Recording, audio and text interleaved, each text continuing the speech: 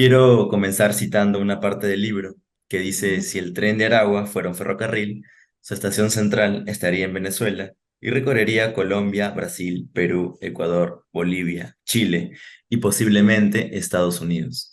Esta definición que usted le dio al tren de Aragua narra un poco sobre cómo esta banda criminal ya está presente en esos países. ¿No? Así es.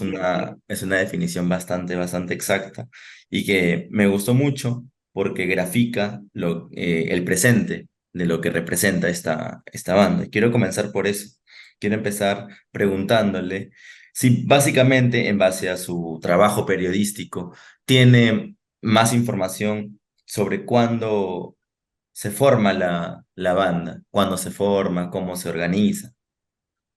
Sí, la banda se forma con el nombre de Tren de Aragua en 2014 aproximadamente, o sea, es donde comienza a ver los primeros registros de una organización llamada Tren de Aragua. Ya desde antes, pues estas personas, sus integrantes y los creadores, estaban en prisión y habían participado en actividades delictivas, pero con el nombre de Tren de Aragua se conoce desde a partir de 2014. eh, y nace en una prisión en Venezuela, en una prisión que está en un estado que está a 1 hora y media aproximadamente de Caracas. Es un estado que está entre la costa y el centro occidente del país, pues, o sea, y allí en ese estado, pues, está esta prisión, que es la prisión de Tocorón, que es donde nace el Tren de Aragua. De acuerdo. Tengo entendido que en la prisión actualmente, bueno, usted pudo ingresar a a la prisión, llegó a ingresar, tuvo un trabajo, un seguimiento y logró ingresar. ¿Cómo fue su experiencia para poder lograr el acceso a esta prisión? Que entiendo que no muchas personas pueden llegar a ingresar a este lugar. Sí, o sea, puedes entrar como visita, pero igual necesitas como una particularidad, o sea, saber a quién vas a visitar, tener Ujú. alguna persona, o sea, tener como una referencia clara de cómo vas a entrar. Esto además es cambiante porque, pues en las prisiones venezolanas, como en algunas, el control está en manos de los presos, pues ellos son los que toman las decisiones acerca de cómo funciona la operatividad de la prisión. Entonces, por ejemplo, hay algunas prisiones donde te cobran una entrada para poder entrar. En el caso de Tocorón, al menos cuando yo entré, no se pagaba entrada, o sea, yo entré, me hice pasar por visitante, como que iba a visitar a una persona cuyo nombre me habían comentado fuera de la cárcel, y pues ingresé de esta manera, como que sí, era la persona familiar de uno de los privados de libertad. Esa fue la forma en que pude entrar. No hay requisas, no hay una revisión exhaustiva, tampoco te miran la cédula con detalle para saber, mira, no, esta es una persona que no sé, no puede entrar por X razón, o sea, no hay en realidad mayores, o sea, sí hay, quizás dentro los presos tienen control, pero fuera donde está la Guardia Nacional, el control de acceso, básicamente con entender la dinámica, pues se supone que podrías entrar, ¿no? Obviamente adentro puede haber riesgos porque están los presos armados por toda la prisión. Claro. Es un secreto a voces, pero entiendo que gran parte de de esta prisión está dominada por los reos. ¿Esto es cierto? Sí, totalmente. O sea, gran parte no, la prisión está controlada por los presos totalmente. O sea, hay una figura de un director, pero es como una especie de figura. De hecho, es casi que yo intenté averiguar el nombre de ese director y no logré que Está alguien perfecto. pudiera decirme cómo se llama el director, por ejemplo. O sea, es casi que una persona anónima o una figura que en realidad ni siquiera sabemos si existe o no, ¿no?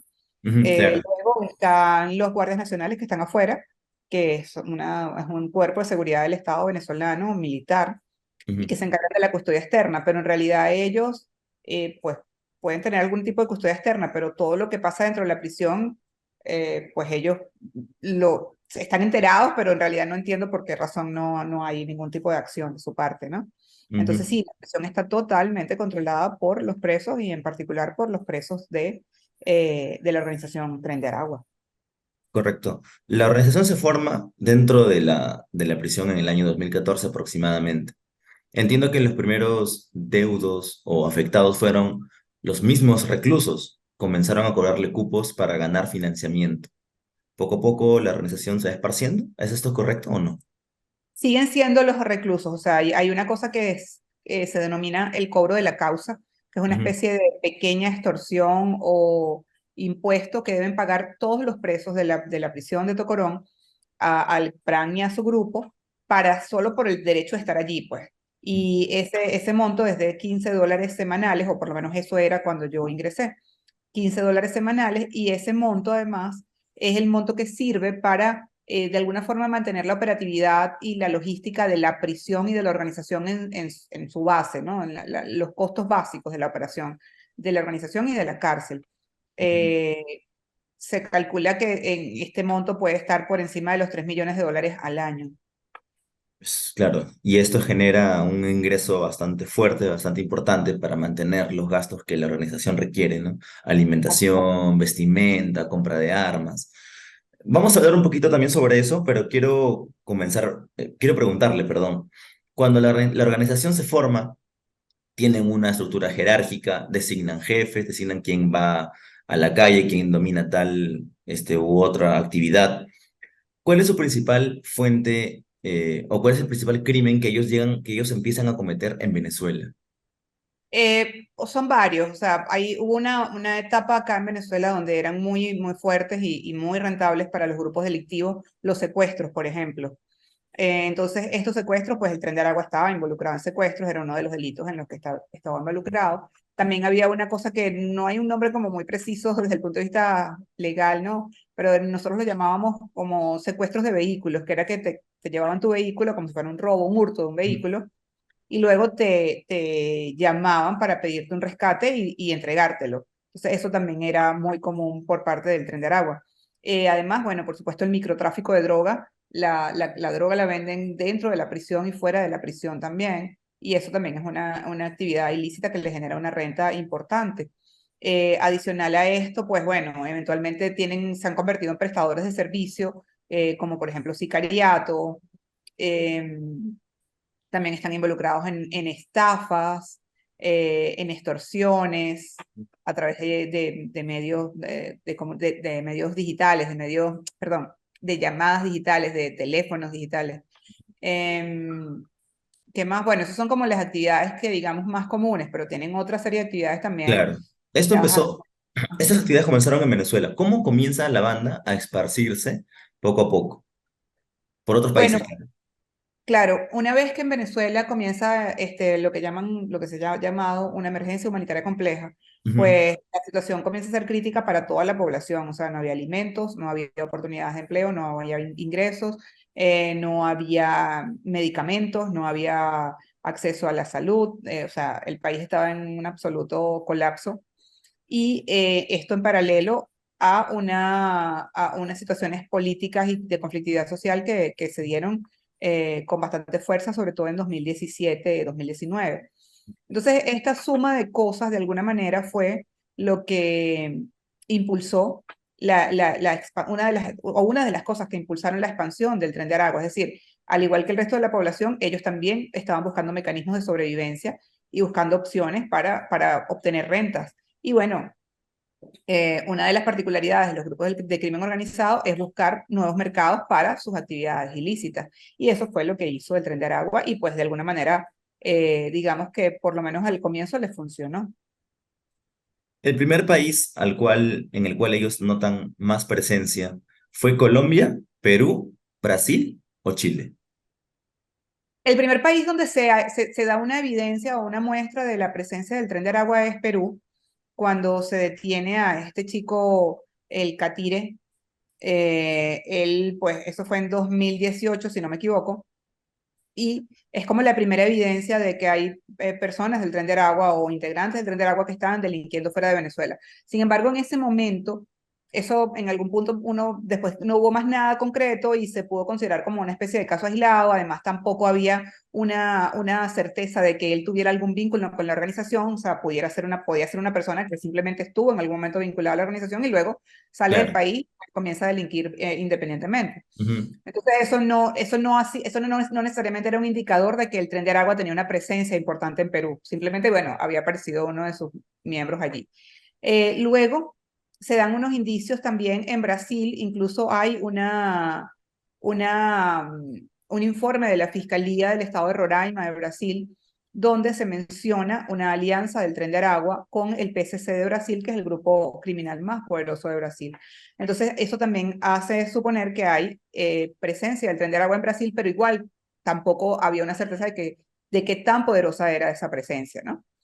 Luego se dan casos en Colombia, en Chile, en Ecuador, perdón, primero en Ecuador, luego Colombia y Chile. O sea, ya en Colombia desde 2019 se comenzó a evidenciar la presencia del tren de agua, sobre todo en las trochas, que son estos pasos ilegales que hay entre las fronteras de Colombia, o sea, de Táchira y norte de Santander. Pero no había certeza de que hubiese operaciones del tren de agua en otros departamentos de Colombia. Entonces, luego pues se da el caso de Ecuador, también en la frontera de entre Ecuador y Colombia se identifica presencia del tren de Aragua con acciones más o menos concretas. La policía ecuatoriana desestima un poco la presencia, asume que son personas también independientes, etcétera, etcétera, pero eran miembros del tren de Aragua o lo habían sido hasta hacía muy poco. Y luego, pues sí comienza el escándalo mayor, que es cuando se identifica la presencia del tren, se identifica en 2021, pero estalla esto en 2022 en Chile, y de la misma manera que el caso o los casos de las personas que fueron encontradas en bolsas negras muertas en Bogotá en 2022. Entonces allí comienza una especie de nuevo boom, o ya a tener certeza de que efectivamente era una presencia considerable, o sea, importante, y además de que era la organización, de que si era la organización, era una expansión de la organización que estaba en Tocorón, porque cuando se hicieron las detenciones en estos países, las autoridades incautaron conversaciones en los teléfonos celulares de los detenidos en las que se hacían referencia al Niño Guerrero, que es el líder de la organización en la cárcel de Tocorón, donde hacían referencia a el hecho de que todo se controlaba desde la prisión, que tenían que enviar cosas a la prisión, que tenían que pedir permiso a la prisión, etcétera, etcétera. Perfecto. Es decir, la banda logra esparcirse poco a poco, apoyada por la migración venezolana, extorsionan, los hacen llegar, apoyan los movimientos migratorios, llegan, se ubican, y luego ¿cómo operan? ¿A través de qué medios? No, varias cosas. No se expande apoyada por la migración, ni ellos apoyan los movimientos migratorios. O sea, Ujú, el Tren de Aragua no es, de alguna manera, no tiene nada que ver desde el punto de vista de migración con la migración venezolana. Todo lo contrario, lo que tiene que ver es que ellos se convirtieron en unos victimarios de los migrantes venezolanos. Y los correcto. migrantes venezolanos de alguna forma han sido sus primeras víctimas. O sea, cuando ellos identifican que una de sus oportunidades de sobrevivencia es aprovecharse de los migrantes venezolanos, que son personas vulnerables, que intentan huir desesperadamente de la situación que vive Venezuela, pues entonces comienzan a extorsionar a estos migrantes, comienzan a exigirles pagos para poderles permitir pasar de una frontera a otra, comienzan a ofrecer una especie de servicios que no es otra cosa que tráfico de migrantes y Claro. operan como coyotes para pasar a los migrantes venezolanos de un territorio a otro. Y además comienzan a captar y a utilizar a las mujeres para esclavitud sexual, a las migrantes venezolanas, porque son en su mayoría personas que no tienen recursos para salir del país, pero que necesitan salir del país para sobrevivir, y pues esta organización identifica esa necesidad y les ofrece pagarles el viaje de salida del país a cambio de su trabajo sexual, o sea, bueno, finalmente son explotadas sexualmente porque las Claro. esclavizan. Entonces, la migración no es, o sea, el Tren de Aragua ni apoya la migración, ni Ujú. es una parte de la migración. El Tren de Aragua es una organización que se ha aprovechado de la Ah, migración correcto. y que se ha aprovechado también y se ha potenciado gracias a las políticas migratorias, Ujú, yo diría que, bueno, no voy a llamarlas erradas, pero sí ujú, restrictivas, que han implementado algunos gobiernos de la región ujú. y que lo que han hecho es, bueno, fortalecer estas estructuras paralelas, irregulares, para que se aprovechan de los migrantes y que usan a los migrantes se benefician de los migrantes. O sea, eso es un poco lo que es el Tren de Aragua. Perfecto. Con esta explicación que usted ha dado, creo que quedó clarísimo la forma principal de cómo genera, cómo opera la banda. Pero hay algo también que a mí me gustaría preguntarle y es lo siguiente. Tenemos que la banda ya está ubicada, posicionada en diversos países. La pregunta aquí sería, es decir, cada país tiene un representante, o sea, una cabeza que reporta a otra en otro país y otra va o sea, llega a la cabeza principal del niño guerrero o cómo está repartida de Por manera ejemplo, jerárquica. no, generalmente ellos tienen jerarquías, sí. Ujú, Las jerarquías incluso las manejan como en tríos, o sea, no es una sola persona la que es el jefe, sino que son tres jefes. Obviamente Ujú, siempre hay uno que tiene más presencia, más liderazgo, pero son tres jefes. Entonces, en el caso de las operaciones internacionales o de la expansión, ujú. por ejemplo, Chile sí se identificó a uno de los jefes, estaba el jefe, que era un jefe de la organización a nivel o sea, desde Venezuela, Claro, uno de los fundadores, pero además había una persona que era una persona que fue detenida, que era considerada uno de los jefes de la operación de Chile. Entonces, esto hace suponer que sí pueden tener jefes de operaciones en determinado país. También había una claro, persona en Bogotá que coordinaba la operación en Bogotá, pero no hay pero digamos, no tengo información precisa acerca de claro. es una estructura exactamente igual a la que opera desde Venezuela. Ujú, Y si efectivamente eso es así en Chile, en Perú, en Ecuador, no estoy tan clara porque además no tienen tampoco operaciones tan grandes. O sea, ujú. las operaciones, por ejemplo, en Ecuador estaban en la frontera y tengo entendido que han entrado un poco más, pero en alianza con bandas locales. En Claro, el caso de Perú, pues la última referencia que tengo es que estaban en algunos distritos de Lima y sí. no sé si tengan alguna presencia, por ejemplo, en Callao o en alguna otra localidad peruana. Ujú. Y por supuesto en la frontera, porque las fronteras sí son puntos para ellos muy importantes, porque bueno, les permite no solo moverse, sino que además también les permite obtener rentas de los migrantes que transitan por esa frontera, ¿no? ¿Cuál es la principal forma en la cual la banda se potencia, o sea, gana posicionamiento a nivel internacional? Porque está considerada actualmente como una de las bandas más poderosas de Latinoamérica. Y esto es bastante curioso porque si hablamos a nivel de poderío militar, vamos a llamarlo así, a comparación de repente de un cártel mexicano, de las maras salvatruchas, ¿no? Estamos hablando que no es una banda tan, o sea, tan militarmente armada como ellos. Sin embargo, logra este posicionamiento, pues, ¿no? Aquí en Sudamérica como una de las bandas más peligrosas. Curioso. Sí, ellos son una banda que está, que tiene que no tiene un poderío militar, o sea, tienen armas, obviamente, y en Claro. el caso que están en Venezuela, tienen armas de guerra, pero en realidad no tienen esta estructura,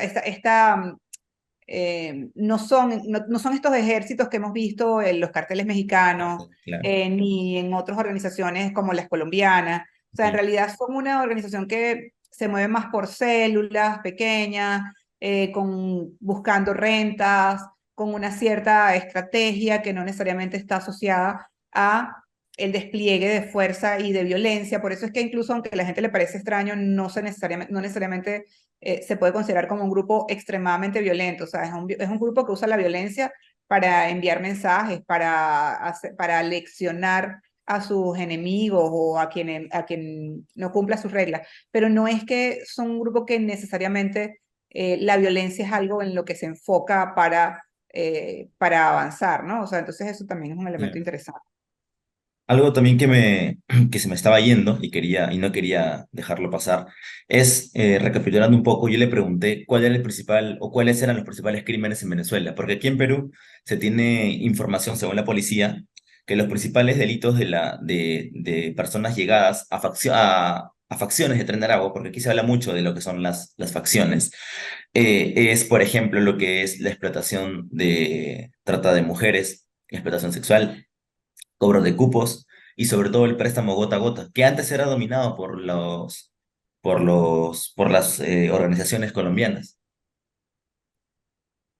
Sí, es que, por ejemplo, cuando hablas del gota a gota, el gota a gota es algo que nació en Colombia y que ha sido una actividad, de hecho en Venezuela, si tú me dices si ese es uno de los delitos que en Venezuela nunca ha habido gota a gota, o sea, no Ujú, sé si en este momento quizás en algunas zonas de frontera puede haber gota a gota, pero no ha habido nunca gota a gota, no ha sido ujú. justamente uno de los delitos que tú puedes decir, oye, es un delito que ha caracterizado, que ha estado en Venezuela, a pesar de que nace en Colombia y se ha expandido por varios países de la región. Claro. Entonces, es bastante llamativo esto de que ahora el gota a gota, por ejemplo, lo esté administrando el Tren de Aragua en Perú o en otros países, porque esa no es necesariamente un delito ni venezolano, ni que siquiera exista en Venezuela.